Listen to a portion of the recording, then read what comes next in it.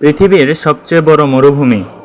বেশিরভাগ মানুষ ভাবেন এটি সাহারা মরুভূমি, কিন্তু আসলে পৃথিবীর সবচেয়ে বড় মরুভূমি হলো অ্যান্টার্কটিক মরুভূমি।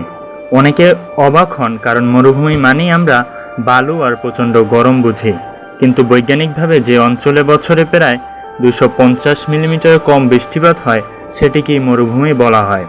অ্যান্টার্কটিকার আয়তন প্রায় 1,40,00,000 বর্গ কিলোমিটার, যা সাহারা মরুভূমির চেয়েও বড়। পৃথিবীর সবচেয়ে ঠান্ডা তাপমাত্রাও এখানে রেকর্ড করা হয়েছে, যা -89°C-এরও নিচে। পৃথিবীর প্রায় 90% বরফ এবং প্রায় 70% বিশুদ্ধ পানি অ্যান্টার্কটিকার বরফের মধ্যে জমা রয়েছে। এত বিশাল এলাকা হওয়া সত্ত্বেও এখানে কোনো স্থায়ী শহর বা দেশ নেই। শুধু বিভিন্ন দেশের বিজ্ঞানীরা গবেষণার জন্য এখানে অবস্থান করেন। অর্থাৎ পৃথিবীর সবচেয়ে বড় মরুভূমি বালুর নয়, বরং বরফের তৈরি।